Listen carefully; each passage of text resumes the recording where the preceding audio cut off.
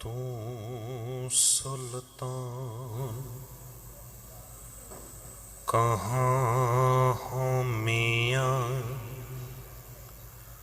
तेरी कवन वडाई।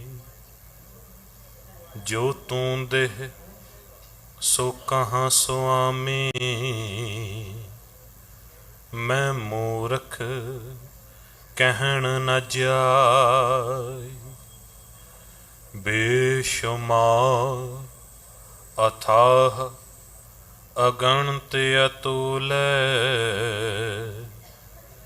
ज्यों बुलावो त्यों नानक दास बोले।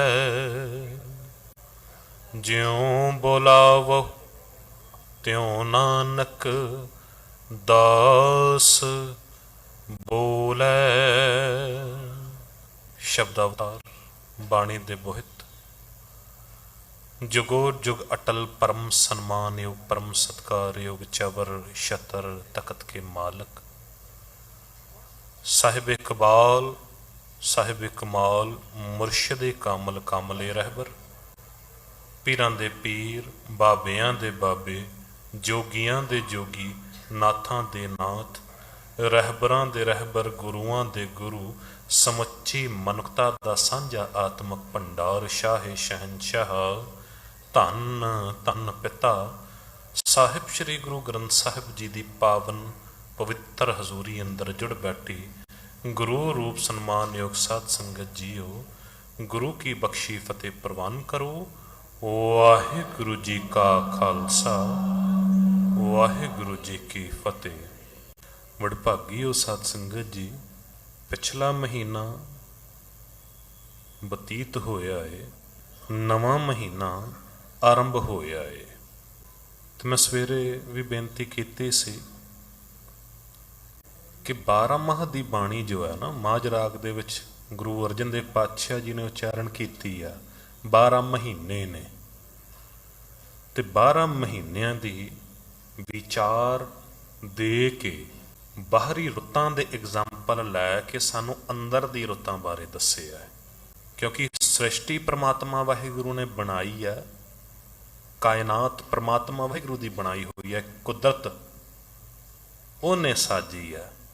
तो इस कुदरत नूं साज के ना कुछ ऐसिया चीज़ां बना दित्तियां, कुछ ऐसिया चीज़ां इस कुदरत दे विच रख दित्तियां जो सानू नज़र आउंदियां ने, पर कुछ चीज़ां ऐसियां भी बनाईयां ने जो अंदर दियां ने, सानू नज़र नहीं आउंदियां हन, पर नज़र नहीं आउंदियां। इस करके बाहर दी रुत्तां दा एग्जाम्पल लैके, बाहर दियां वस्तुआं दा एग्जाम्पल लैके ते सानू अंदर दी चीज़ां बारे, अंदर दी वस्तुआं बारे दस्सिया गया। 12 महीने दे विच जो रुत्तां हुंदियां ने, वो रुत्तां साडे अंदर भी चलदियां ने। जेठ हाड़ दे महीने दे विच बंदा तपदा है, खपदा है, ते जेठ दा महीना नाम जेठ है, ते जेठा जो वड्डा हुंदा है उन्होंने जेठा कहा जाता है। ते हर एक महीने की आरंभता दे विच सानू दस्सिया गया नाम भी उस तरीके दे नाल रखे गए ने। जिस तरह सावण, सावण दे विच हुंदा की है, सावावण, दरख्त जो ने हरे भरे हो जाते हैं, पौधे वो हरे भरे हो जाते हैं, चंगे लगते हैं। सावण ते भादों दा महीना जो है, हुण तुसीं जे पढ़ोगे तो भादों, इत्थे पढ़ोगे महीना भादों दा है, पर असी पढ़ांगे भादों। दो भा ने, दो भा दे अंदर उहदा भाव की है, दो भा। दो भा दा अर्थ भी उत्थे चंगियाई भी है ते बुरियाई भी है, उत्थे खुशी भी है ते सोग भी है, उत्थे मोर भी बोलते पे ने ते सप भी डसते पे ने, उत्थे चंगे चंगी नदी तालाब भी ने, ते उत्थे ही जद विछोड़ा पै जाए तो उही तालाब बदबू मारन लगते हैं, मच्छर आ जाते हैं अपने मूल तो। जद वो तालाब टुट जाए पानी उही पानी बदबू मारन लगता है। बिल्कुल इस तरह ਕਹਿੰਦੇ ਇਹ ਬੰਦੇ ਤੂੰ ਜੇਠ ਹਾੜ ਦੇ ਮਹੀਨੇ ਦੇ ਵਿੱਚ ਤੱਪਿਆ ਤੇ ਭਾਦੋਂ ਦੇ ਵਿੱਚ ਵੀ ਪਿਆ ਤੇ ਅੱਸੋਂ ਤੇ ਕੱਤਕ ਨੇ ਉਪਰਾਲਾ ਕੀਤਾ ਤੇ ਹੋਇਆ ਕਿ ਹੁਣ ਇੱਥੇ ਪੁੱਜ ਗਿਆ ਕਿ ਮਨ ਰੂਪੀ ਘਰ ਨੂੰ ਤੂੰ ਪਰਮਾਤਮਾ ਦੇ ਰਹਿਣ ਲਾਇਕ ਘਰ ਬਣਾਉਣ ਲਈ ਤੁਰ ਪਿਆ। ਮੱਘਰ ਮਾਹੇ ਸੁਹੰਦੀਆਂ, ਮੱਘਰ ਦਾ ਮਹੀਨਾ ਹੈ, ਪਰ ਮੱਘਰ ਨਹੀਂ ਬਣਾਂਗੇ ਅਸੀਂ, ਮੰਘਰ। ਮੰਘਰ ਕੀ ਹੈ? ਟਿੱਪੀ ਹੈ ਉੱਪਰ। ਹੁਣ ਤੁਸੀਂ ਵੇਖੋ ਵੋਕੈਬਲਰੀ ਵੀ ਤੁਸੀਂ ਵੇਖੋਗੇ ਨਾ, ਕੰਪਿਊਟਰ ਦੇ ਵਿੱਚ ਵੀ ਜਦ ਮਸਲਾ ਆਇਆ ਸੀ ਪੰਜਾਬੀ ਫੌਂਟ ਪਾਉਣ ਦਾ, ਤੇ ਉਦੋਂ ਨੰਨਾ ਜੋ ਹੈ ਉਹ ਤੇ ਐਨ ਦੇ ਨਾਲ, ਐਨ ਅਲਫਾਬੈਟ ਜੋ ਹੈ ਉਹਦੇ ਨਾਲ ਹੁੰਦਾ ਹੈ, ਪਰ ਜਿੱਥੇ ਟਿੱਪੀ ਪਾਣੀ ਹੈ, ਬਿੰਦੀ ਪਾਣੀ ਹੈ, ਉਹ ਵੀ ਐਨ ਦੇ ਵਿੱਚ ਹੀ ਆ। ਤੁਸੀਂ ਐਨ ਦੱਬੋਗੇ ਤੇ ਉਹ ਟਿੱਪੀ ਆ ਜਾਵੇਗੀ ਉਸ ਅੱਖਰ ਉੱਤੇ, ਤੇ ਐਮ ਦੇ ਨਾਲ ਉਹ ਬਿੰਦੀ ਆ ਜਾਵੇਗੀ। ਸੋ ਤੁਸੀਂ ਵੇਖੋ ਇੱਥੇ ਜੋ ਸਾਨੂੰ ਲਫ਼ਜ਼ ਦਿੱਤਾ ਗਿਆ ਮੱਘਰ ਦਾ ਮਹੀਨਾ ਹੈ, ਪਰ ਪੜ੍ਹਿਆ ਜਾਂਦਾ ਮੰਘਰ, ਮਨ ਘਰ, ਮਨ ਰੂਪੀ ਘਰ ਦੇ ਅੰਦਰ ਮਗਰ ਮਾਹੇ ਸੁਹੰਦੀਆਂ ਕਹਿ ਦਿੱਤਾ ਗਿਆ ਨਾ। ਹਰ ਪਿਰ ਸੰਗ ਬੈਠਣੀਆਂ,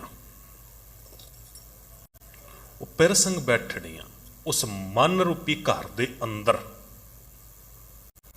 ਉਹ ਸੁਹਾਵਣਾ ਤੇ ਤਾਂ ਹੈ ਜੇ ਕਿਤੇ ਅਸੀਂ ਆਪਣੇ ਮਨ ਨੂੰ ਗੁਰੂ ਨੂੰ ਅਰਪਣ ਕਰ ਦਈਏ।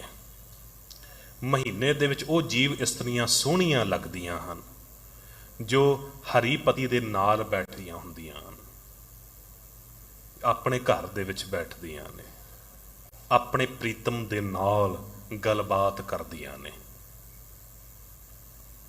ਉਹ ਗੁਣਾਂ ਦੀ ਸਾਂਝ ਪਾਉਂਦੀਆਂ ਨੇ।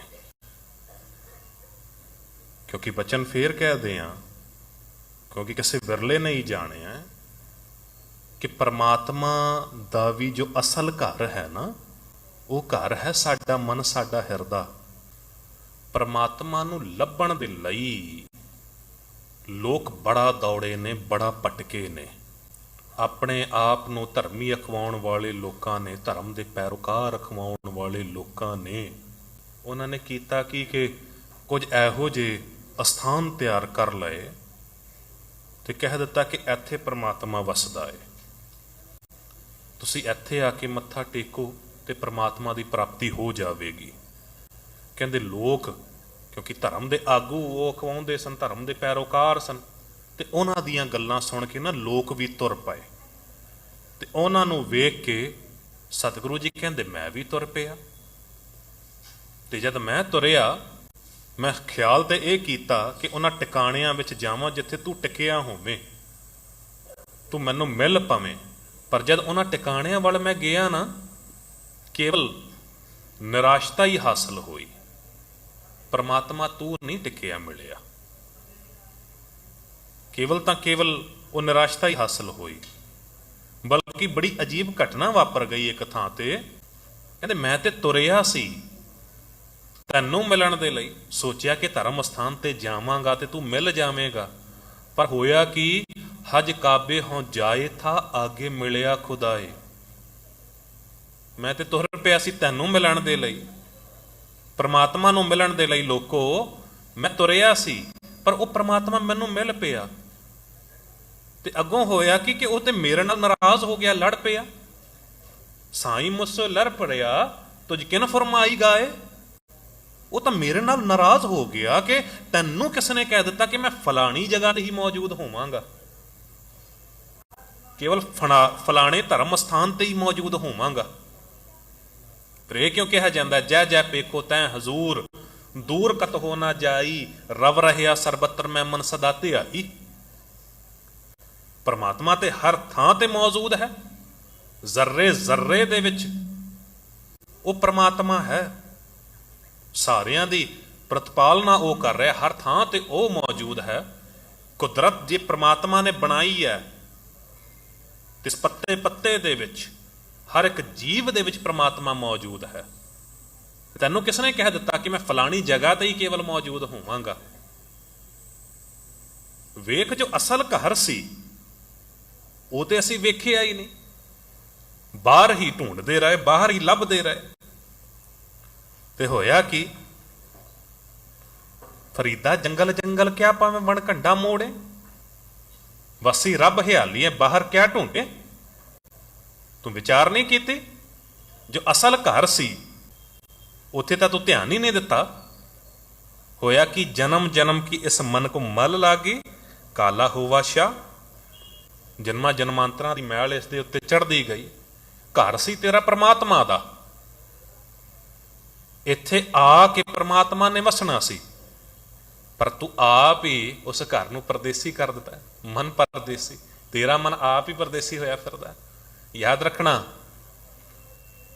ਜਿਸ ਜਗ੍ਹਾ ਤੇ ਦੇਸ਼ ਦੇ ਵਿੱਚ ਅਸੀਂ ਰਹਿੰਦੇ ਹਾਂ ਨਾ, ਉੱਥੇ ਘਰ ਹੈ, ਤੇ ਪਰਦੇਸੀ ਬਾਹਰੋਂ ਕੋਈ ਆਇਆ ਹੋਵੇ ਉਹ ਵਸਦਾ, ਪਰ ਇੱਥੇ ਮਨ ਹੀ ਪਰਦੇਸੀ ਹੋ ਗਿਆ। ਮੇਰੇ ਮਨ ਪਰਦੇਸੀ ਵੇ ਪਿਆਰੇ,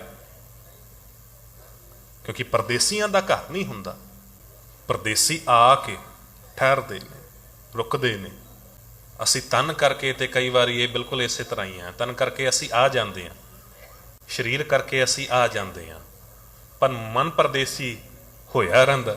ਮਨ ਹੋਰ ਹੋਰ ਪਾਸੇ ਭਟਕਦਾ ਫਿਰਦਾ ਰਹਿੰਦਾ, ਤੇ ਫਿਰ ਪਰਮਾਤਮਾ ਆ ਕੇ ਕਿਸ ਤਰ੍ਹਾਂ ਵਸੇ? ਅਸੀਂ ਆਪ ਪਰਦੇਸੀ ਹੋਏ ਪਏ ਹਾਂ, ਆਪਣੇ ਘਰ ਨੂੰ ਛੱਡਿਆ ਹੋਇਆ, ਤੇ ਘਰ ਨੂੰ ਸੰਭਾਲ ਲਈਏ। ਸਤਿਗੁਰੂ ਜੀ ਕਹਿੰਦੇ, ਮੇਰੇ ਮਨ ਪਰਦੇਸੀ ਵੇ ਪਿਆਰੇ ਹਰ ਗੁਰੂ ਮਿਲਾਵੋ। ਕਹਿ ਦਿੱਤਾ ਗਿਆ ਨਾ, ਮੇਰੇ ਪਿਆਰੇ ਘਰ ਵਸੈ ਹਰੇ, ਰੰਗ ਰਲੀਆਂ ਮਾਣੋ। ਉਸ ਘਰ ਦੇ ਵਿੱਚ ਤੂੰ ਇਹੋ ਜਿਹਾ ਕੰਮ ਕਰ, ਉਸ ਘਰ ਨੂੰ ਬਣਾ, ਉਸ ਘਰ ਨੂੰ ਸਜਾ ਜੋ ਪਰਮਾਤਮਾ ਵਾਹਿਗੁਰੂ ਦੇ ਰਹਿਣ ਲਾਇਕ ਘਰ ਹੈ। ਕਿਉਂਕਿ ਅਗਮ ਰੂਪ ਕਾ ਮਨ ਮੈਂ ਥਾਨਾ, ਗੁਰ ਪ੍ਰਸਾਦ ਕਿਨੇ ਵਿਰਲੇ ਜਾਣਾ। ਗੁਰੂ ਦੀ ਕਿਰਪਾ ਦੇ ਨਾਲ ਹੀ ਕਿਸੇ ਨੇ ਜਾਣਿਆ ਹੈ। ਮਗਰ ਮਾਹੇ ਸੁਹੰਦੀਆਂ ਹਰ ਪਿਰ ਸੰਗ ਬੈਠੜੀਆਂ। ਮਗਰ ਦੇ ਠੰਡੇ ਮਿੱਠੇ ਮਹੀਨੇ ਦੇ ਵਿੱਚ ਉਹ ਜੀਵ ਇਸ ਤਰ੍ਹਾਂ ਹੀ ਸੋਹਣੀਆਂ ਲੱਗਦੀਆਂ ਨੇ ਜੋ ਹਰੀ ਪਤੀ ਦੇ ਨਾਲ ਬੈਠੀਆਂ ਹੁੰਦੀਆਂ ਨੇ। ਤਿਨਕੀ ਸੋਭਾ ਕਿਆ ਗਣੇ ਜੇ ਸਾਹਿਬ ਮੇਲੜੀਆਂ, ਜਿਨ੍ਹਾਂ ਨੂੰ ਮਾਲਕ ਪ੍ਰਭੂ ਨੇ ਆਪਣੇ ਨਾਲ ਮਿਲਾ ਲਿਆ ਹੋਵੇ, ਉਹਨਾਂ ਦੀ ਸੋਭਾ ਵੀ ਕੀ ਬਿਆਨ ਕਰ ਸਕਦੇ ਹਾਂ। ਕਿਉਂਕਿ ਐਸੇ ਲੋਕ ਜੋ ਗੁਰੂ ਦੇ ਨੇੜੇ ਹੋ ਜਾਂਦੇ ਨੇ, ਗੁਰੂ ਦੇ ਬਾਰੇ ਨਹੀਂ ਕਿਹਾ ਜਾ ਸਕਦਾ। ਹਰ ਕੇ ਗੁਣ ਅਗਮ ਅਥਾਹ ਹੈ, ਤੂੰ ਪਰ ਗੁਣਵੰਤਾ ਹਾਂ ਔਗੁਣ ਯਾਰਾ। ਗੁਣਾਂ ਦਾ ਖਜ਼ਾਨਾ ਉਹ ਗੁਰੂ ਹੈ, ਤੂੰ ਪਰ ਗੁਣਵੰਤਾ ਹਾਂ ਔਗੁਣ ਯਾਰਾ। ਉਹ ਗੁਣਾਂ ਦਾ ਖਜ਼ਾਨਾ ਹੈ, ਬਖਸ਼ਿਸ਼ਾਂ ਦਾ ਖਜ਼ਾਨਾ ਹੈ, ਤੇ ਜਿਹੜਾ ਉਹਦੇ ਨਾਲ ਜੁੜ ਜਾਂਦਾ ਹੈ ਉਹ ਵੀ ਉਹਦੇ ਵਰਗਾ ਬਣ ਜਾਂਦਾ ਹੈ।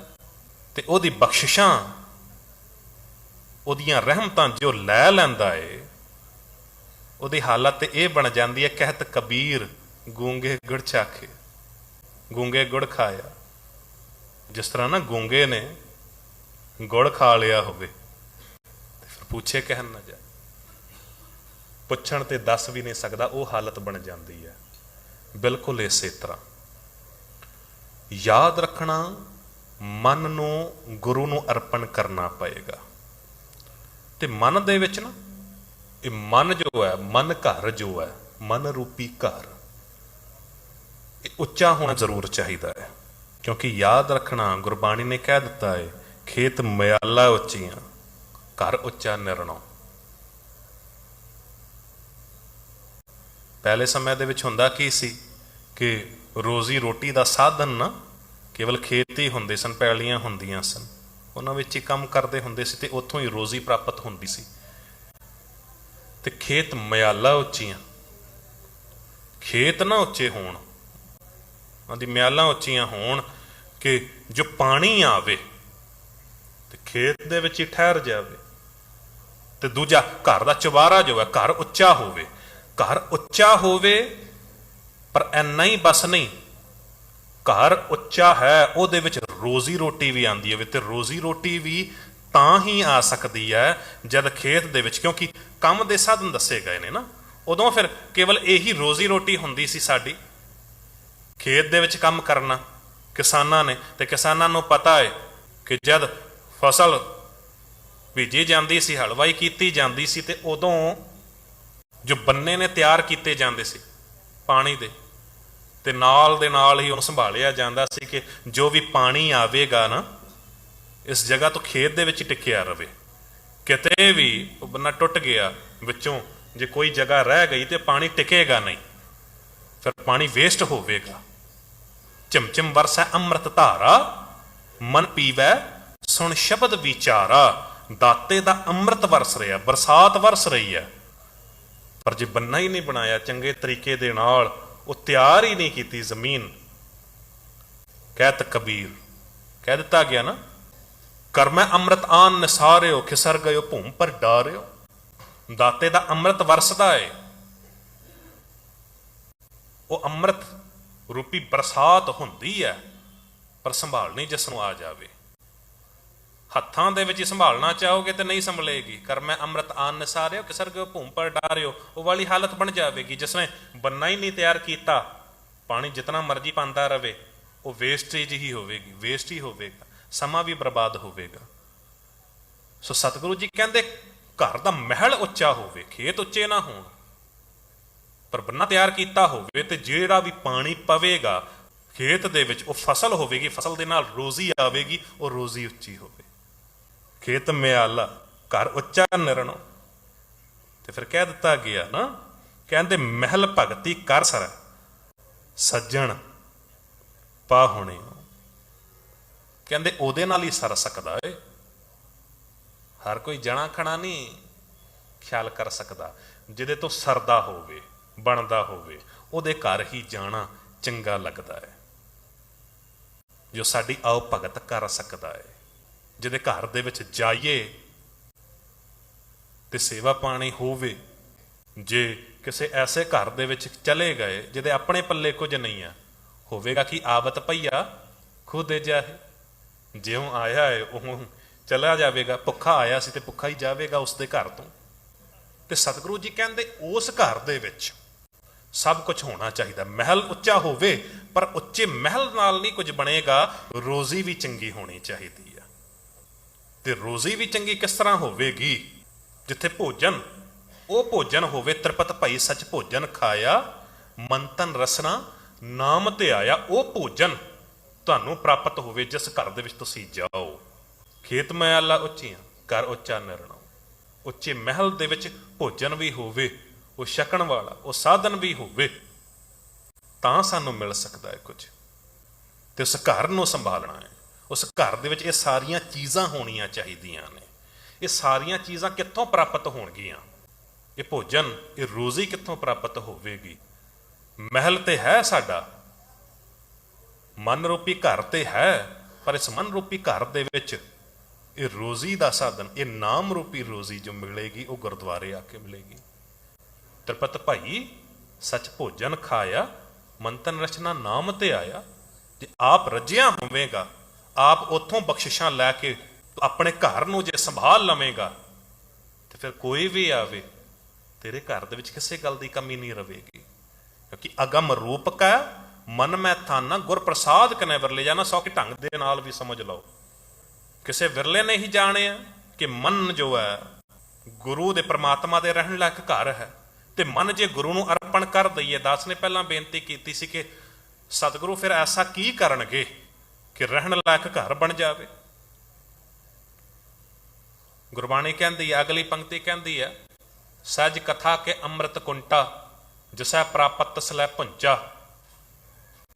ਅਨਹਤ ਬਾਣੀ ਥਾਨ ਨਿਰਾਲਾ, ਤਾਂ ਕਿ ਧੁਨ ਮੋਹਿ ਗੋਪਾਲਾ।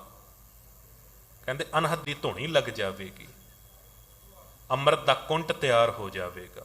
ਉਹ ਅੰਮ੍ਰਿਤ ਦਾ ਕੁੰਟ ਜਦ ਲੱਗ ਜਾਵੇਗਾ, ਅਨਹਤ ਦੀ ਧੁਨੀ ਜਦ ਲੱਗ ਜਾਵੇਗੀ, ਪਰਮਾਤਮਾ ਦੇ ਰਹਿਣ ਲਾਇਕ ਤੇਰਾ ਘਰ ਉਹ ਬਣ ਜਾਵੇਗਾ। ਕਿਉਂਕਿ ਇਹ ਸਾਰੀਆਂ ਚੀਜ਼ਾਂ ਗੁਰੂ ਦੇ ਦਰ ਤੇ ਆ ਕੇ ਹੀ ਮਿਲਣਗੀਆਂ। ਸਹਿਜ ਅਖਾਰੈ ਅਨੇਕ ਅਨੰਤਾ ਪਾਰ ਬ੍ਰਹਮ ਕੇ ਸੰਗੀ ਸੰਤਾ। ਹਰਕ ਅਨੰਤ ਸੋਗ ਨਹੀਂ ਬੀਆ, ਸੋ ਘਰ ਗੁਰੂ ਨਾਨਕ ਕੋ ਦੀਆ। ਗੁਰੂ ਨਾਨਕ ਦੇ ਪਾਤਸ਼ਾਹ ਜੀ ਦਾ ਉਹ ਘਰ ਬਣ ਗਿਆ ਸੀ, ਜਿਸ ਘਰ ਦੇ ਵਿੱਚ ਪ੍ਰਮਾਤਮਾ ਰਹਿੰਦਾ। ਗੁਰੂ ਨਾਨਕ ਦੇ ਪਾਤਸ਼ਾਹ ਜੀ ਵੀ ਉਸ ਘਰ ਦੇ ਵਿੱਚ ਪੁੱਜੇ, ਕਹਿ ਦਿੱਤਾ ਗਿਆ ਨਾ, ਗੁਰੂ ਨਾਨਕ ਨਿਕਟ ਬਸੈ ਬਨਵਾਰੀ। ਗੁਰੂ ਨਾਨਕ ਦੇਵ ਪਾਤਸ਼ਾਹ ਜੀ ਬਨਵਾਰੀ ਦੇ ਕੋਲ ਰਹਿੰਦੇ ਨੇ, ਪ੍ਰਮਾਤਮਾ ਦੇ ਕੋਲ ਰਹਿੰਦੇ ਨੇ। ਤੇ ਉਹ ਘਰ ਕਿਸ ਤਰ੍ਹਾਂ ਮਿਲਿਆ? ਬੜੀਆਂ ਹੀ ਸਾਖੀਆਂ ਅਸੀਂ ਸੁਣਦੇ ਹਾਂ। ਬਹੁਤਾਇਤ ਜੀਵਨ ਗੁਰੂ ਨਾਨਕ ਦੇਵ ਪਾਤਸ਼ਾਹ ਜੀ ਦਾ ਸਾਨੂੰ ਮਿਲਦਾ ਹੈ ਕਿ ਗੁਰੂ ਨਾਨਕ ਦੇਵ ਪਾਤਸ਼ਾਹ ਜੀ ਨੇ ਪ੍ਰਮਾਤਮਾ ਵਾਹਿਗੁਰੂ ਦੇ ਨਾਲ ਮਿਲਾਪ ਕੀਤਾ ਹੈ। ਕਦੀ ਤਾਂ ਵੇਈ ਨਦੀ ਦੇ ਵਿੱਚ, ਸੁਲਤਾਨਪੁਰ ਵਿਖੇ, ਉੱਥੇ ਵੇਈ ਨਦੀ ਦੇ ਵਿੱਚ ਬਿਮਾਰੀ ਆ, 3 ਦਿਨ ਤੱਕ ਨਜ਼ਰ ਨਹੀਂ ਆਏ। ਪੁੱਛਿਆ ਕਿੱਥੇ ਸੀ? ਸਤਿਗੁਰੂ ਜੀ ਕਹਿੰਦੇ ਪ੍ਰਮਾਤਮਾ ਦੇ ਨਾਲ ਗੱਲ ਚੱਲ ਰਹੀ ਸੀ। ਪੁੱਛਿਆ ਕੀ ਕਿਹਾ ਪ੍ਰਮਾਤਮਾ ਨੇ? ਕਹਿਣ ਲੱਗੇ, ਐ ਨਾਨਕ ਜਿਸ ਉੱਪਰ ਤੇਰੀ ਨਜ਼ਰ ਤਿਸ ਉੱਪਰ ਮੇਰੀ ਨਜ਼ਰ, ਐ ਨਾਨਕ ਜਿਸ ਉੱਪਰ ਤੇਰਾ ਕਰਮ ਤਿਸ ਉੱਪਰ ਮੇਰਾ ਕਰਮ। ਤੇ ਫਿਰ ਕਹਿੰਦੇ ਨੇ, ਮੈਂ ਪਾਰ ਬ੍ਰਹਮ ਪਰਮੇਸ਼ਵਰ ਤੂੰ ਗੁਰ ਪਰਮੇਸ਼ਵਰ। ਐ ਨਾਨਕ ਜਿਸ ਉੱਤੇ ਤੇਰੀ ਨਜ਼ਰੇ ਇਨਾਇਤ ਹੋ ਰਹੀ ਆ ਉਹਦੇ ਉੱਤੇ ਮੇਰੀ ਨਜ਼ਰੇ ਇਨਾਇਤ ਹੋ ਰਹੀ ਆ। ਜਿਹਦੇ ਉੱਤੇ ਤੇਰੀ ਕਿਰਪਾ ਹੋ ਰਹੀ ਆ ਉਹਦੇ ਉੱਤੇ ਇਉਂ ਜਾਣ ਮੇਰੀ ਵੀ ਕਿਰਪਾ ਹੋ ਰਹੀ ਹੈ। ਤੇ ਇਉਂ ਜਾਣ ਕਿ ਮੈਂ ਜੇ ਪਾਰ ਬ੍ਰਹਮ ਪਰਮੇਸ਼ਵਰ ਹਾਂ ਤੇ ਤੂੰ ਗੁਰ ਪਰਮੇਸ਼ਵਰ ਹੈ। ਇੰਨੀਆਂ ਬਖਸ਼ਿਸ਼ਾਂ ਕੇਵਲ ਤਾਂ ਕੇਵਲ ਪ੍ਰਮਾਤਮਾ ਵਾਹਿਗੁਰੂ ਦੇ ਨਾਲ ਮਿਲਾਪ ਹੋਣ ਦੇ ਕਰਕੇ, ਉਸ ਇੱਕੋ ਘਰ ਦੇ ਵਿੱਚ ਰਹਿਣ ਕਰਕੇ ਪ੍ਰਮਾਤਮਾ ਨੇ ਗੁਰੂ ਨਾਨਕ ਦੇਵ ਪਾਤਸ਼ਾਹ ਜੀ ਨੂੰ ਆਪਣੇ ਵਰਗਾ ਹੀ ਬਣਾ ਦਿੱਤਾ। ਤਾਂ ਹੀ ਤਾਂ ਕਹਿ ਦਿੱਤਾ ਗਿਆ ਨਾ, ਗੁਰ ਪਰਮੇਸ਼ਵਰ ਏਕੋ ਜਾਣ। ਹੁਣ ਗੁਰੂ ਦੀ ਨਜ਼ਰ ਦੇ ਵਿੱਚ ਜੋ ਆ ਜਾਂਦਾ ਹੈ ਉਹ ਪ੍ਰਮਾਤਮਾ ਦੀ ਨਜ਼ਰ ਦੇ ਵਿੱਚ ਵੀ ਆ ਜਾਂਦਾ, ਤੇ ਜਿਹੜਾ ਪ੍ਰਮਾਤਮਾ ਦੀ ਨਜ਼ਰ ਦੇ ਵਿੱਚ ਆ ਜਾਂਦਾ ਉਹਨੂੰ ਕਿਸੇ ਗੱਲ ਦੀ ਕਮੀ ਨਹੀਂ ਰਹਿੰਦੀ ਹੈ। ਜਿਹੜਾ ਗੁਰੂ ਦੀ ਨਜ਼ਰ ਦੇ ਵਿੱਚ ਆ ਜਾਂਦਾ ਹੈ ਉੱਥੇ ਹੀ ਫਿਰ ਗੱਲ ਆਉਂਦੀ ਹੈ, ਲੱਖ ਖੁਸ਼ੀਆਂ ਪਾਤਸ਼ਾਹੀਆਂ ਜੇ ਸਤਿਗੁਰ ਨਦਰ ਕਰੇ। ਲੱਖਾਂ ਖੁਸ਼ੀਆਂ ਤੇ ਪਾਤਸ਼ਾਹੀਆਂ ਮਿਲ ਸਕਦੀਆਂ ਨੇ, ਪਰ ਕਦ? there is a condition, ਇੱਕ ਸ਼ਰਤ ਹੈ, ਜੇ ਸਤਿਗੁਰ ਨਦਰ ਕਰੇ। ਮਗਰ ਮਾਹੇ ਸੁਹੰਦੀਆਂ ਪੈਰ ਸੰਗ ਬੈਠੜੀਆਂ ਤਿਨ ਕੀ ਸੋਭਾ ਕਿਆ ਗਣੀ, ਜੇ ਸਾਹਿਬ ਮੇਲਣੀਆਂ। ਜੇ ਪ੍ਰਮਾਤਮਾ ਵਾਹਿਗੁਰੂ ਦੇ ਗੁਣਾਂ ਨੂੰ ਅਸੀਂ ਨਹੀਂ ਵਿਚਾਰ ਸਕਦੇ ਹਾਂ, ਪਤਾ ਨਹੀਂ ਕਿਤਨੇ ਹੀ ਨੇ, ਹਰ ਕੇ ਗੁਣ ਅਗਮ ਅਥਾਹ, ਪਤਾ ਨਹੀਂ ਕਿੰਨੇ ਹੀ ਗੁਣ ਨੇ, ਗਿਣੇ ਨਹੀਂ ਜਾ ਸਕਦੇ। ਤੇ ਜਿਹੜਾ ਉਹਦੇ ਨਾਲ ਜੁੜ ਜਾਂਦਾ ਹੈ ਨਾ, ਕਹਿੰਦੇ ਉਹਦੇ ਵੀ ਗੁਣ ਨਹੀਂ ਕਹੇ ਜਾ ਸਕਦੇ। ਕਹੋ ਕਬੀਰ ਗੂੰਗੇ ਗੁੜ ਖਾਇਆ, ਪੁੱਛੇ ਤੇ ਕਿਆ ਕਹੀਆ। ਪੁੱਛਣ ਤੇ ਉਹ ਦੱਸ ਵੀ ਨਹੀਂ ਸਕਦਾ। ਗੂੰਗੇ ਮਹਾ ਅੰਮ੍ਰਿਤ ਰਸ ਚਾਖਿਆ। ਬਿਲਕੁਲ ਇਸੇ ਤਰ੍ਹਾਂ ਹੀ ਮਨ ਗੁਰੂ ਨੂੰ ਅਰਪਣ ਕਰਨਾ ਪਏਗਾ। ਮਨ ਗੁਰੂ ਨੂੰ ਅਰਪਣ ਕਰਾਂਗੇ ਤੇ ਮਨ ਮੰਦਰ ਤਨਵੇਸ਼ ਕਲੰਦਰ ਘਟ ਹੀ ਤੀਰਥ ਨਾਮਾ, ਇੱਕ ਸ਼ਬਦ ਮੇਰੇ ਪ੍ਰਾਨ ਬਸਤ ਹੈ ਬਹੁਰ ਜਨਮ ਨਾ ਆਵਾਂ। ਉਹ ਵਾਲੀ ਗੱਲ ਬਣ ਜਾਵੇਗੀ। ਫਿਰ ਜਦ ਮਨ ਗੁਰੂ ਨੂੰ ਅਰਪਣ ਕਰ ਦਿਆਂਗੇ ਹੋਵੇਗਾ ਕਿ ਤਨ ਮਨ ਮੋਲਿਆ ਰਾਮ ਸੇ ਸੰਸਾਦ ਸਹੇਲੜੀਆਂ। ਉਦੋਂ ਹੀ ਸਾਨੂੰ ਸਮਝ ਪਵੇਗੀ ਕਿ ਸਾਧ ਜਨਾ ਤੇ ਬਹਰ ਸੇ ਰਹਿਣ ਕੇ ਲੜੀਆਂ। ਕਹਿੰਦੇ ਉਦੋਂ ਸਮਝ ਪਵੇਗੀ ਕਿ ਸਤ ਸੰਗ ਸਹੇਲੀਆਂ ਦੀ ਸੰਗਤ ਵਿੱਚ ਹੀ ਪ੍ਰਭੂ ਦੇ ਨਾਲ ਚਿੱਤ ਜੋੜ ਕੇ ਉਹਨਾਂ ਦਾ ਸਰੀਰ, ਉਹਨਾਂ ਦਾ ਮਨ ਸਦਾ ਖਿੜਿਆ ਰਹਿੰਦਾ ਹੈ। ਸੰਗਤ ਕਰਨੀ ਹੈ ਤੇ ਚੰਗੀ ਸੰਗਤ ਕਰਨੀ ਹੈ।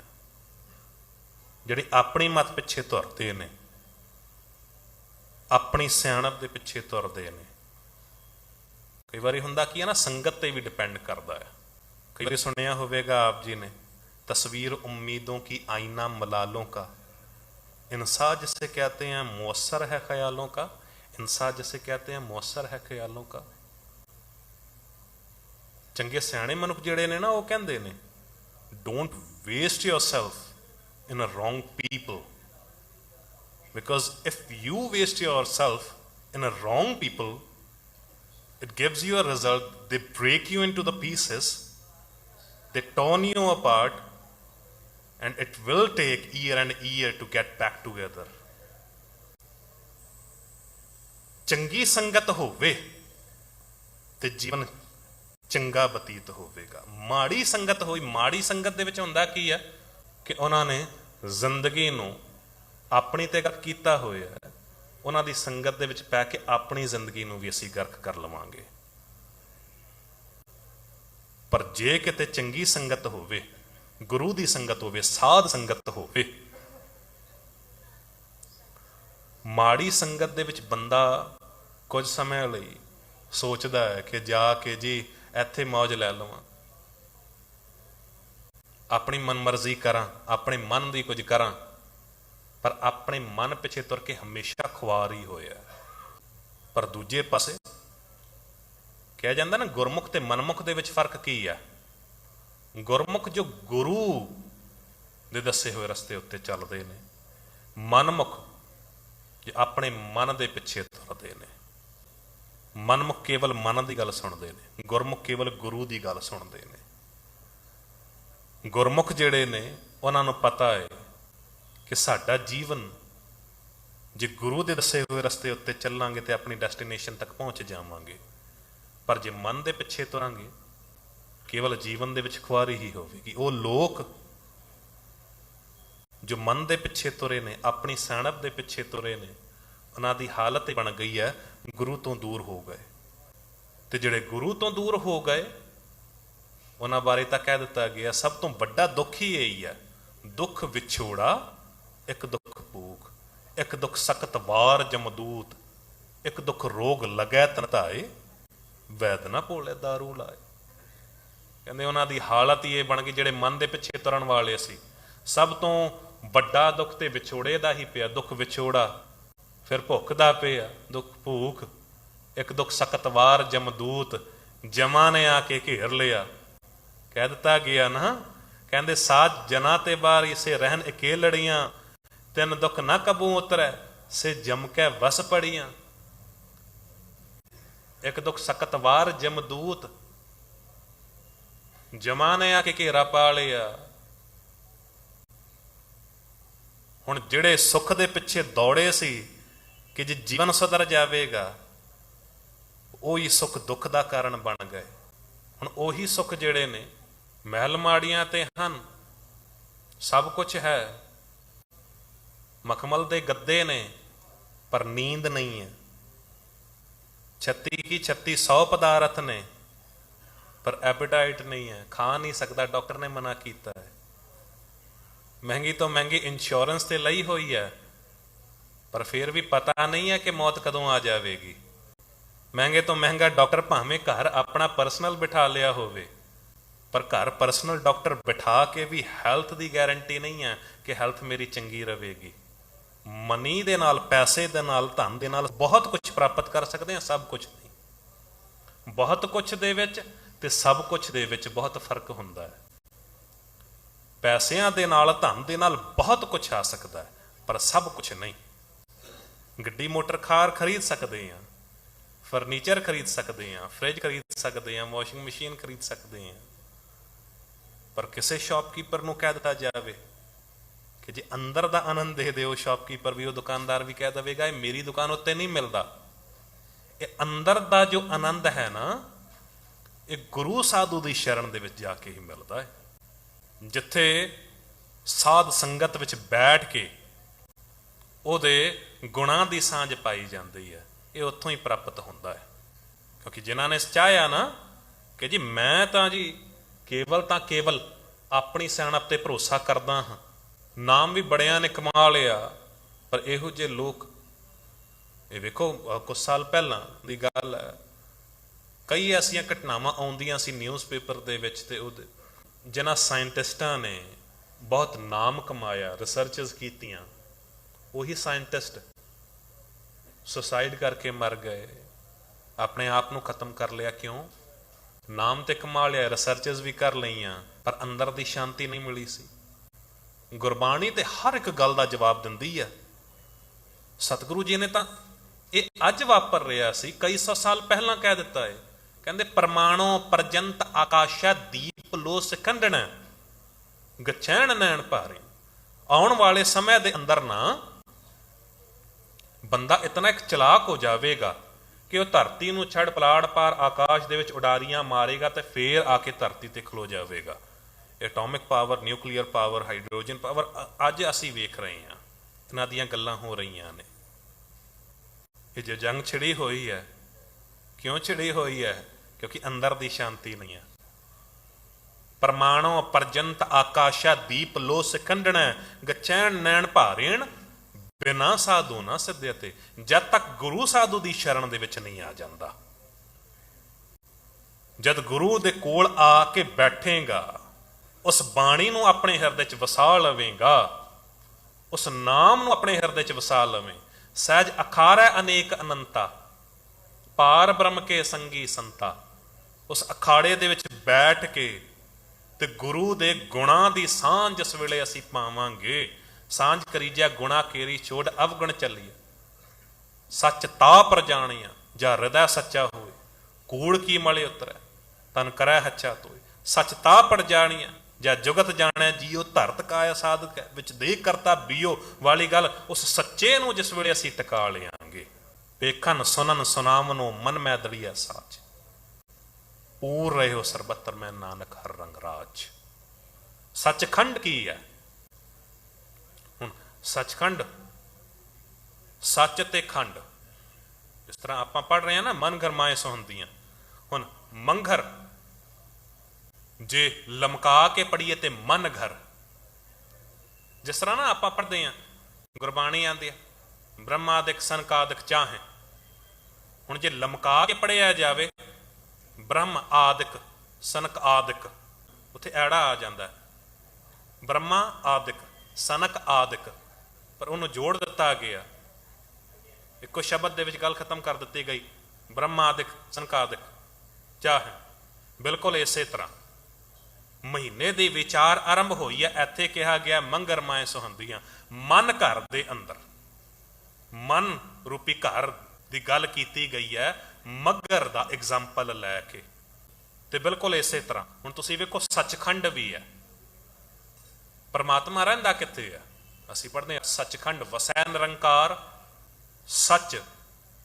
उस सच्चे दी बाणी सतगुर की बाणी, सत सतगर जानो गुर सिखो हर करता आप मोह कढाए। बाणी सच है ते खंड की है? ये साडा शरीर। बाणी पढ़ते हैं ना, खंड खंड कर भोजन कीनो, खंड खंड कर टुकड़े टुकड़े। इस ब्रह्मंड दे असी वक्रे वक्रे पीसेस हैगे हैं, खंड हैगे, टुकड़े हैगे हैं। ते इस शरीर रूपी टुकड़े अंदर, इस खंड रूपी शरीर दे अंदर जिस वेले बाणी रूपी सच टिक जाएगा, होवेगा कि खंड ते सच दा सुमेल होवेगा, सच खंड बन जाएगा। ते परमात्मा रहिंदा इस सचखंड दे विच। सचखंड वसै निरंकार। बाणी कहंदी है हर एक गल दी फिलॉसफी है, हर एक शब्द नूं तुसीं समझ लओगे ना ते पता लग जाएगा। सचखंड वसै निरंकार। सच्चे दी बाणी नूं इस खंड रूपी शरीर दे अंदर टिका लियो ते परमात्मा दे रहण लायक घर तुहाडा बन जाएगा। जिन्हां ने इस गल नूं समझ लिया, उन्होंने कह दिता, कहते जिनी राव्या प्रभु अपना। फिर सतगुरु जी अगे वचन कर रहे हैं, कह दिता गया ना, वो लोग जो सियाणप दे पिछे तुरते हैं, अपनी मत दे ज्यादा भरोसा करते हैं, वो कहते इकल्ले रह जाते हैं। भरी सभा दे विच भी इकल्ले रह जाते हैं। सात जना ते बारी से रहन अकेलड़ियां, तिन दुख ना कबूतरै से जम के वस पड़ियां। पर जिन्हां ने इस गल नूं समझ लिया, जिनी राव्या प्रभु अपना से दिसन नित खड़ियां। रतन जिवै हर लाल हर कंठ तना जड़ियां।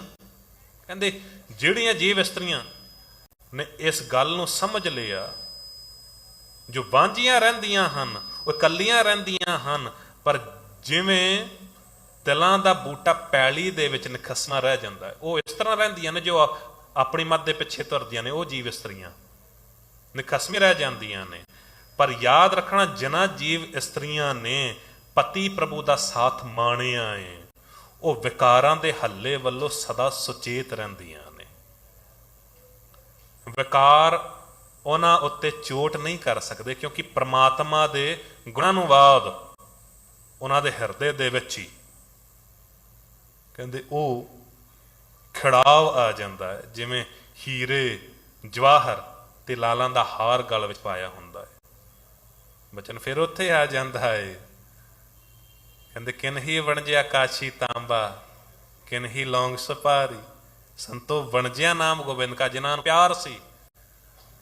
ਸੰਤੋ ਵਣਜਿਆ ਨਾਮ ਗੋਬਿੰਦ ਕਾ, ਐਸੀ ਖੇਪ ਹਮਾਰੀ, ਹਰ ਕੇ ਨਾਮ ਕੇ ਵਿਆਪਾਰੀ। ਦੁਨੀਆ ਨੇ ਵਪਾਰ ਕੀਤਾ ਸੀ, ਪਰ ਮੈਂ ਨਾਮ ਦਾ ਵਪਾਰ ਕੀਤਾ, ਤੇ ਮੇਰਾ ਵਪਾਰ ਇੰਨਾ ਵੱਧ ਗਿਆ ਕਿ ਇੱਕ ਹੀਰਾ ਹੱਥ ਦੇ ਵਿੱਚ ਹਾਸਲ ਹੋ ਗਿਆ, ਨਾਮ ਰੂਪੀ ਹੀਰਾ। ਤੇ ਉਸ ਨਾਮ ਰੂਪੀ ਹੀਰੇ ਦੇ ਸਾਹਮਣੇ ਦੁਨੀਆ ਦੀ ਹਰ ਇੱਕ ਚੀਜ਼ ਮਾਮੂਲੀ ਪਈ ਨਜ਼ਰ ਆਉਂਦੀ ਸੀ। ਹੀਰਾ ਹਾਥ ਚੜਿਆ ਨਿਰਮੋਲਕ, ਛੂਟ ਗਈ ਸੰਸਾਰੀ। ਹੀਰੇ ਜੈਸਾ ਜਨਮ ਹੈ, ਸਾਡਾ ਜਨਮ ਹੀ ਹੀਰੇ ਵਰਗਾ ਹੈ। ਪਰ ਜੋ ਇਸ ਗੱਲ ਨੂੰ ਨਹੀਂ ਸਮਝ ਸਕੇ, ਹੀਰੇ ਜੈਸਾ ਜਨਮ ਹੈ, ਕੌਡੀ ਬਦਲੇ ਜਾਏ। ਉਹਨਾਂ ਦੀ ਹਾਲਤ ਇਹ ਸੀ, ਰੈਣ ਗਵਾਈ ਸੋ ਇੱਕ ਹੈ, ਦਿਵਸ ਗਵਾਇਆ ਖਾਏ। ਪਰ ਜਿਨ੍ਹਾਂ ਨੇ ਸਮਝ ਲਿਆ, ਉਹ ਗੁਰੂ ਦੇ ਨੇੜੇ ਹੋ ਗਏ। ਉਹਨਾਂ ਦਾ ਜੀਵਨ ਹੀ ਐਸਾ ਕੁਝ ਹੋ ਗਿਆ ਕਿ ਗੁਰ ਸਤਗੁਰ ਕਾ ਜੋ ਸਿੱਖ ਅਖਾਏ, ਸੋ ਭਲਕੇ ਉਠ ਹਰ ਨਾਮ ਧਿਆਵੈ। ਉਦਮ ਕਰੇ ਭਲਕੇ ਪ੍ਰਭਾਤੀ, ਇਸ਼ਨਾਨ ਕਰੇ ਅੰਮ੍ਰਿਤਸਰ ਨਾਵੈ। ਉਪਦੇਸ਼ ਗੁਰੂ ਹਰ ਹਰ ਜਪ ਜਾਪੈ, ਸਭ ਕਿਲ ਵਿਕ ਪਾਪ ਦੋਖ ਲੈ ਜਾਵੈ। ਫਿਰ ਚੜੇ ਦਿਵਸ ਗੁਰਬਾਣੀ ਗਾਵੈ, ਬਹਿੰਦਿਆਂ ਉੱਠਦਿਆਂ ਹਰ ਨਾਮ ਧਿਆਵੈ। ਸੱਚੇ ਨੂੰ ਟਿਕਾ ਲਿਆ, ਸੱਚ ਦੀ ਬਾਣੀ ਨੂੰ ਟਿਕਾ ਲਿਆ, ਤੇ ਉਹ ਸੱਚਾ ਵੀ ਆ ਕੇ ਟਿਕ ਗਿਆ, ਪਰਮਾਤਮਾ ਵੀ ਆ ਕੇ ਟਿਕ ਗਿਆ। ਹੋਇਆ ਨਹੀਂ? ਭਾਈ ਲਹਿਣਾ ਜੀ ਜੀਵਨ ਸੀ ਉਹਨਾਂ ਦਾ, ਉਹੀ ਕਰਮ ਕਾਂਡ ਕਰਨਾ, ਦੇਵੀ ਦੇਵਤਿਆਂ ਕੋਲ ਜਾਣਾ, ਨਾਚ ਨੱਚਣੇ। ਪਰ ਜੇ ਲੜ ਲੱਗ ਗਏ ਨੇ ਗੁਰੂ ਨਾਨਕ ਦੇਵ ਪਾਤਸ਼ਾਹ ਜੀ ਦੇ, ਸਵਾਲ ਕੀਤਾ ਭਾਈ ਲਹਿਣਿਆ, ਦੁਨੀਆ ਚਲੀ ਗਈ ਹੈ, ਤੂੰ ਕਿਉਂ ਨਹੀਂ ਗਿਆ? ਸਤਿਗੁਰੂ ਜੀ ਜਾਵਾਂ ਕਿੱਥੇ? ਤੁਹਾਡੇ ਤੋਂ ਇਲਾਵਾ ਹੋਰ ਕੋਈ ਐਸੀ ਥਾਂ ਹੋਵੇ ਜਿੱਥੇ ਜਾ ਕੇ ਮੈਂ ਟਿਕ ਜਾਵਾਂ? ਐਸੀ ਕੋਈ ਥਾਂ ਨਹੀਂ ਨਜ਼ਰ ਆਉਂਦੀ। ਕਹਿੰਦੇ ਸੱਚ ਕਹਿ ਰਹੇ ਆ, ਬਿਲਕੁਲ ਸੱਚ ਕਹਿ ਰਹੇ ਆ। ਦੁਨੀਆ ਆਈ ਸੀ ਹੀਰੇ ਜਵਾਹਰਾਤ ਲੈਣ ਦੇ ਲਈ, ਸਤਿਗੁਰੂ ਜੀ ਨੇ ਦੇ ਦਿੱਤੇ। ਜ਼ਮੀਨ ਜਾਇਦਾਦ ਲੈਣ ਲਈ ਸਤਿਗੁਰੂ ਜੀ ਨੇ ਵੰਡ ਦਿੱਤੀ। ਧਨ ਦੌਲਤ ਚਾਹੀਦੀ ਸੀ, ਸਤਿਗੁਰੂ ਜੀ ਨੇ ਦੇ ਦਿੱਤਾ। ਕਿਸੇ ਗੱਲ ਦਾ ਘਾਟਾ ਨਹੀਂ ਹੈ। ਪਰ ਭਾਈ ਲਹਿਣਾ ਦੀ ਇੱਛਾ ਪੂਰੀ ਹੋਣ ਲੱਗਿਆਂ ਲਗਾਤਾਰ 7 ਸਾਲ ਦਾ ਸਮਾਂ ਲੱਗ ਗਿਆ। ਬਲਕਿ ਇਉਂ ਕਹਿ ਦੇਵਾਂ ਕਿ ਇੱਛਾ ਲੈ ਕੇ ਹੀ ਨਹੀਂ ਸਨ ਆਏ, ਇੱਛਾ ਮਾਰ ਕੇ ਆਏ ਸਨ। ਆਪਣੀ ਮੱਤ ਨੂੰ ਪਿਛਾਂ ਛੱਡ ਕੇ ਆਏ ਸਨ, ਤਾਂ ਹੀ ਗੁਰਮਤ ਲੈ ਸਕੇ ਸਨ। ਮੱਥਾ ਟੇਕਣਾ ਕੀ ਹੈ? ਦਾਸ ਨੇ ਪਹਿਲਾਂ ਵੀ ਅਰਜ਼ ਕੀਤੀ ਸੀ ਕਿ ਮੱਥਾ ਟੇਕਣਾ, ਗੁਰੂ ਅੱਗੇ ਮੱਥਾ ਟੇਕਣ ਦਾ ਭਾਵ ਹੁੰਦਾ ਏ ਕਿ ਆਪਣੀ ਮੱਤ ਗੁਰੂ ਨੂੰ ਅਰਪਣ ਕਰ ਦਈਏ ਕਿ ਸਤਿਗੁਰੂ ਜੀ ਸਾਡੀ ਇਹ ਮਾੜੀ ਮੱਤ ਤੁਹਾਡੇ ਅੱਗੇ ਰੱਖ ਰਹੇ ਆ, ਇਹ ਆਪਣੇ ਕੋਲ ਰੱਖ ਲਓ, ਤੇ ਤੁਸੀਂ ਜੋ ਤੁਹਾਡੀ ਚੰਗੀ ਮੱਤ ਹੈ ਨਾ, ਗੁਰਮਤ, ਉਹ ਇਸ ਮੱਥੇ ਤੇ ਟਿਕਾ ਦਿਓ। ਇਹ ਹੈ ਮੱਥਾ ਟੇਕਣਾ। ਜਿਸ ਅੱਗੇ ਅਸੀਂ ਮੱਥਾ ਟੇਕਦੇ ਹਾਂ, ਇਹਦਾ ਭਾਵ ਕਿ ਉਹਦਾ ਹੁਕਮ ਮੰਨ ਰਹੇ ਹਾਂ। ਜੇ ਗੁਰੂ ਅੱਗੇ ਮੱਥਾ ਟੇਕ ਰਹੇ ਹਾਂ ਤੇ ਗੁਰੂ ਦੀ ਮੱਤ ਲੈ ਰਹੇ ਹਾਂ। ਗੁਰੂ ਦੀ ਮੱਤ ਲੈ ਕੇ ਤੇ ਜੀਵਨ ਅਸੀਂ ਜਦ ਬਤੀਤ ਕਰਾਂਗੇ, ਉਦੋਂ ਹੀ ਪ੍ਰਮਾਤਮਾ ਵਾਹਿਗੁਰੂ ਦੇ ਰਹਿਣ ਲਾਇਕ ਸਾਡਾ ਇਹ ਘਰ, ਮਨ ਰੂਪੀ ਘਰ ਬਣ ਸਕਦਾ ਹੈ। ਬਣ ਗਿਆ ਸੀ ਭਾਈ ਲਹਿਣਾ ਜੀ ਦਾ ਘਰ। ਸਤਿਗੁਰੂ ਜੀ ਨੇ ਕਹਿ ਦਿੱਤਾ ਕਿ ਮੇਰੇ ਤੋਂ ਇਲਾਵਾ ਕੋਈ ਟਿਕਾਣਾ ਨਹੀਂ। ਸੱਚ ਕਹਿ ਰਹੇ ਆ, ਵੇਖ ਲੈ ਕਰੜੀ ਪਰਖ ਹੋਵੇਗੀ। ਇੱਥੇ ਮੁਰਦਾ ਵੀ ਖਾਣਾ ਪੈ ਸਕਦਾ, ਕਿਉਂਕਿ ਯਾਦ ਰੱਖਣਾ ਗੁਰਗੱਦੀ ਇਉਂ ਹੀ ਨਹੀਂ ਮਿਲ ਗਈ ਸੀ, ਕਠਨ ਘਾਲਣਾ ਕਰਨੀ ਪਈ। ਹੱਥ ਜੋੜ ਕੇ ਕਿਹਾ, ਸਤਿਗੁਰੂ ਜੀ ਪੈਰਾਂ ਵੱਲੋਂ ਖਾਵਾਂ ਜਾਂ ਸਿਰ ਵੱਲੋਂ? ਕਹਿਣ ਲੱਗੇ ਮੇਰੇ ਕੋਲ ਆ।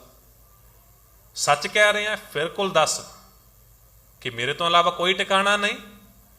ਹੱਥ ਜੋੜ ਕੇ ਅੱਖਾਂ 'ਚ ਅੱਥਰੂ ਆ ਗਏ ਤੇ ਕਹਿਣ ਲੱਗੇ ਬਿਲਕੁਲ ਬਾਬਾ ਜੀ, ਸਤਿਗੁਰੂ ਜੀ ਤੁਹਾਡੇ ਤੋਂ ਇਲਾਵਾ ਕੋਈ ਟਿਕਾਣਾ ਨਹੀਂ।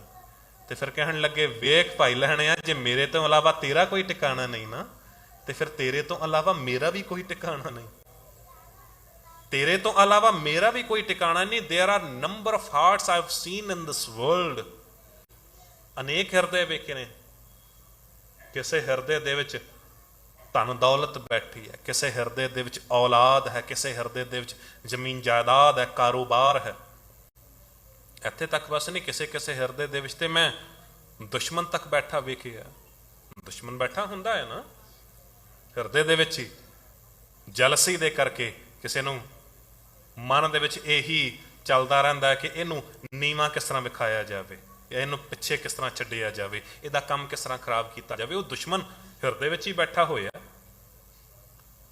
ਸਤਿਗੁਰੂ ਜੀ ਕਹਿੰਦੇ ਸਾਰੇ ਲੋਕ ਬੈਠੇ ਨੇ, ਇੱਥੇ ਤੱਕ ਬਸ ਨਹੀਂ, ਹਿਰਦੇ ਦੇ ਵਿੱਚ ਦੁਸ਼ਮਣ ਤੱਕ ਬੈਠਾ ਵੇਖਿਆ ਹੈ।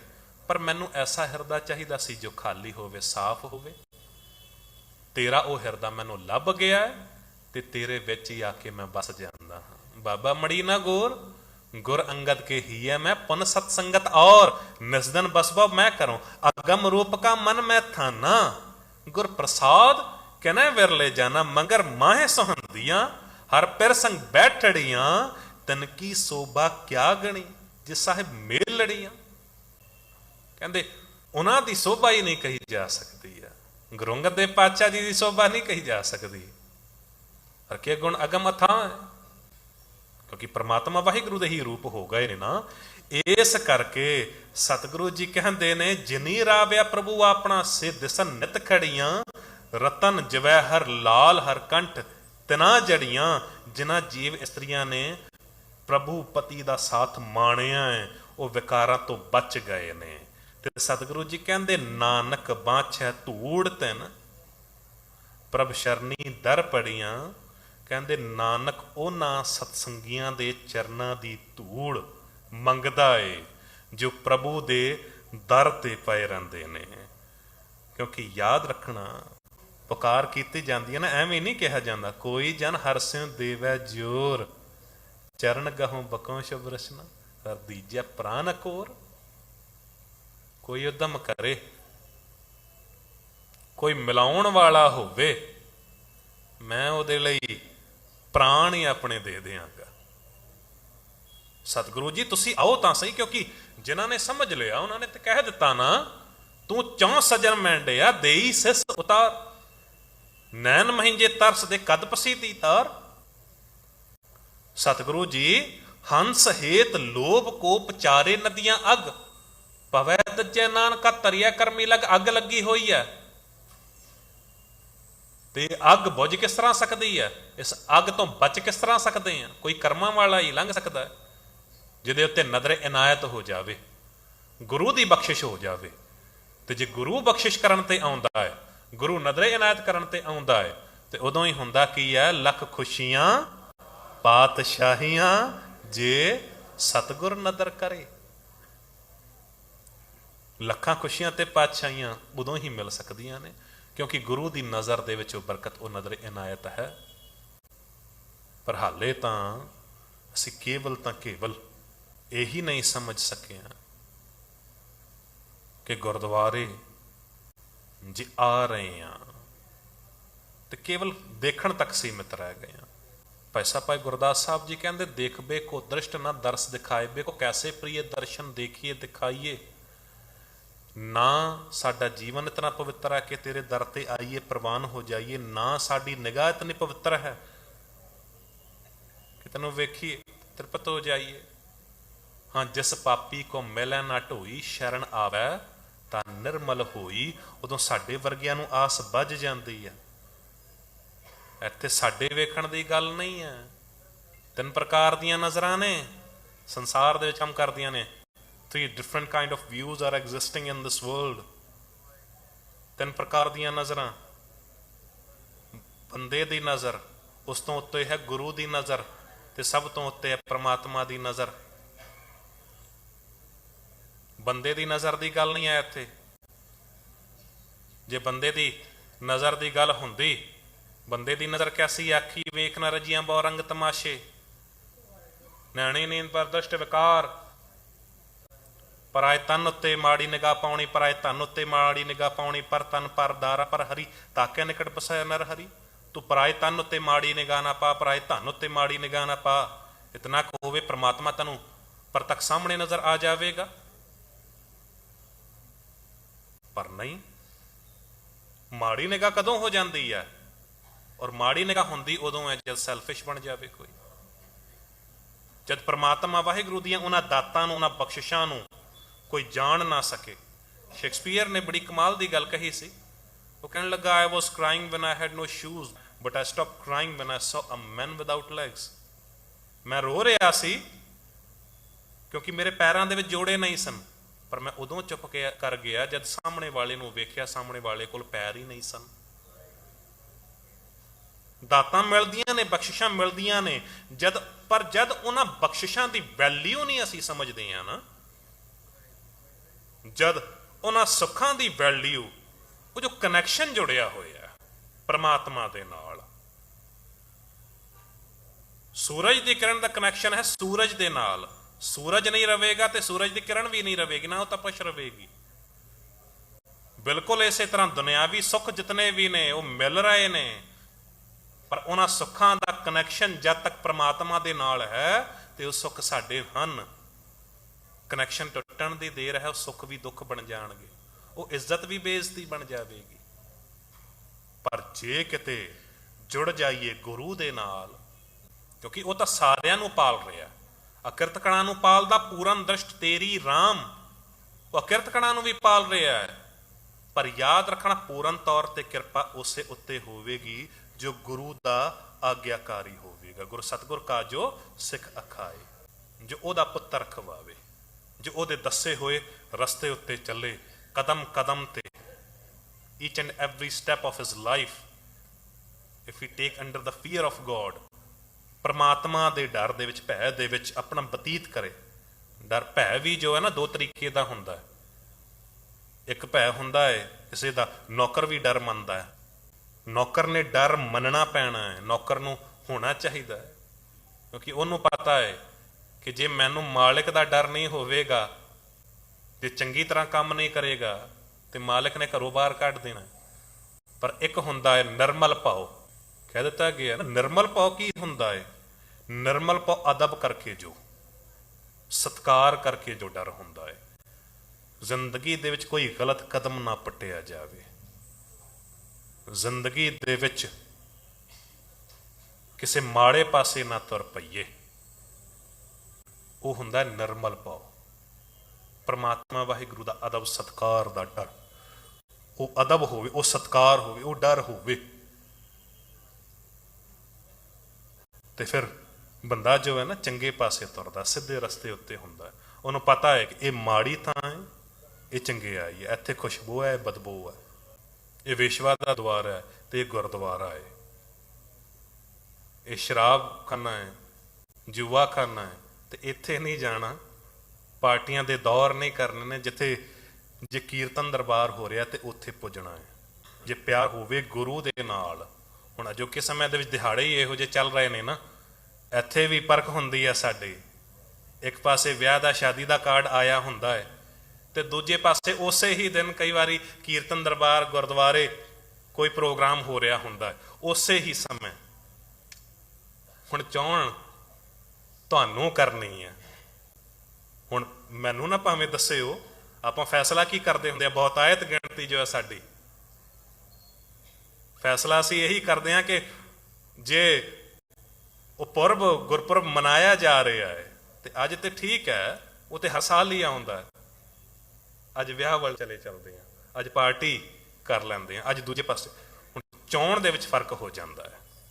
वो चॉइस असी जो है जे असी ठीक रखीए, इसदा मतलब यह नहीं है कि दुनिया तो रिश्ता तोड़ लेना है या वो चीज़ां नहीं होनियां चाहिए, नहीं, खुशी मनाओ, पर याद रखना गुरु की बख्शिश, गुरु की नज़र इनायत जब तक साडे उत्ते रवेगी, वो सुख सुख रहणगे। चंगी संगत जे करांगे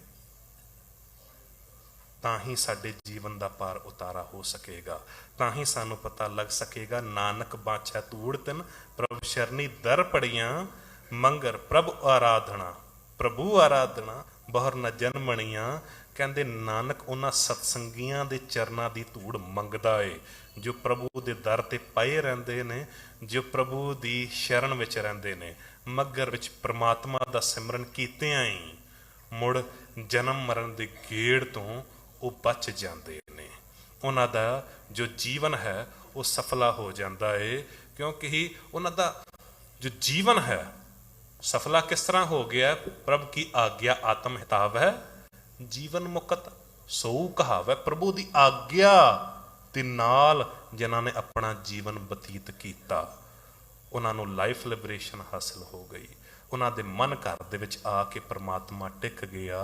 जो घर हर अनंत सोग नहीं बिया, सो घर गुरु नानक को दिया वाली गल, जो घर गुरु नानक दे पातशाह जी नूं मिलिया सी, कहंदे ओ घर मैनू भी प्राप्त हो गया। ਉਹ ਘਰ ਹੁਣ ਪਰਮਾਤਮਾ ਦੇ ਰਹਿਣ ਲਾਇਕ ਘਰ ਬਣ ਗਿਆ ਏ। ਹੁਣ ਬਾਹਰ ਢੂੰਡਣ ਤੇ ਛੂਟ ਪਰੀ ਗੁਰ ਘਰ ਹੀ ਮਾਹੇ ਦਿਖਾਇਆ ਥਾ। ਹੁਣ ਮੇਰਾ ਮਨ ਹੁਣ ਪਾਮੋ ਤੇ ਪਿੰਗਲ ਭਇਆ, ਕਤ ਜਾਈਏ ਰੇ ਕਰ ਲਾਗੋ ਰੰਗ, ਮੇਰਾ ਚਿੱਤ ਨਾ ਚੱਲੇ ਮਨ ਭਾਇਓ ਭੰਗ। ਕਹਿੰਦੇ ਇਹ ਹੋ ਤੇ ਸਾਰੀਆਂ ਗੱਲਾਂ ਤਾਂ ਸਕਦੀਆਂ ਨੇ ਜਦ ਯਤਨ ਕਰੀਏ। ਜੋ ਬ੍ਰਹਮੰਡੇ ਸੋਈ ਪਿੰਡੇ, ਜੋ ਖੋਜੈ ਸੋ ਪਾਵੈ। ਤਾਂ ਹੀ ਪਰਮਾਤਮਾ ਦੇ ਨਾਲ ਮਿਲਾਪ ਹੋ ਸਕਦਾ, ਤਾਂ ਹੀ ਪਰਮਾਤਮਾ ਦੇ ਅਸੀਂ ਨੇੜੇ ਹੋ ਸਕਦੇ ਹਾਂ। ਤਾਂ ਹੀ ਇਹ ਮਗਰ ਦਾ ਮਹੀਨਾ ਵੀ ਸਾਡਾ ਸੁਖ ਦੇਣ ਵਾਲਾ ਬਤੀਤ ਹੋਵੇਗਾ। ਕਿਉਂਕਿ ਮਹਾ ਦਿਵਸ ਮੂਰਤ ਭਲੇ, ਜਿਸ ਕਉ ਨਦਰ ਕਰੇ ਮਹੀਨਾ। ਉਹ ਦਿਨ ਉਹ ਹਫਤਾ ਸੁਖ ਦੇਣ ਵਾਲਾ ਬਤੀਤ ਹੋਵੇਗਾ ਜਿਹਦੇ ਉੱਤੇ, ਜਿਸ ਮਹੀਨੇ ਦੇ ਵਿੱਚ, ਉਸ ਹਫਤੇ ਦੇ ਵਿੱਚ, ਉਸ ਦਿਨ ਦੇ ਵਿੱਚ ਪਰਮਾਤਮਾ ਵਾਹਿਗੁਰੂ ਦੀ ਨਜ਼ਰ ਸਾਡੇ ਉੱਤੇ ਪੈ ਜਾਵੇ। ਨਾਨਕ ਮੰਗੈ ਦਰਸ਼ਦਾਨ, ਕਿਰਪਾ ਕਰੋ ਹਰੇ। ਇਹ ਸੀ ਪਾਵਨ ਮਹੀਨੇ ਦੇ ਵਿਚਾਰ ਜੋ ਆਰੰਭ ਹੋਇਆ ਮੱਘਰ ਦਾ ਮਹੀਨਾ। ਸਤਿਗੁਰੂ ਕਿਰਪਾ ਕਰੇ ਇਹ ਵਿਚਾਰ ਸਾਡੇ ਹਿਰਦੇ 'ਚ ਵਸ ਜਾਵੇ। ਮਨਮਤ ਅਨੁਸਾਰ ਜੇ ਕੁਛ ਬੋਲ ਗਿਆ ਹੋਵਾਂ ਕਥਾ ਕਰਦਿਆਂ ਹੋਇਆਂ, ਖਿਮਾ ਦਾ ਜਾਚਕ ਹਾਂ। ਗੁਰਮਤ ਅਨੁਸਾਰ ਜੇ ਆਪ ਸਾਰਿਆਂ ਨੇ ਕੁਛ ਸਰਵਣ ਕੀਤਾ ਹੋਵੇ, ਜ਼ਿੰਦਗੀ ਦੇ ਵਿੱਚ ਧਾਰਨ ਕਰਨ ਦਾ ਯਤਨ ਜ਼ਰੂਰ ਕਰਨਾ। ਗੁਰੂ ਕੀ ਬਖਸ਼ੀ ਫਤਿਹ ਪ੍ਰਵਾਨ ਕਰੋ। ਵਾਹਿਗੁਰੂ ਜੀ ਕਾ ਖਾਲਸਾ, ਵਾਹਿਗੁਰੂ ਜੀ ਕੀ ਫਤਿਹ।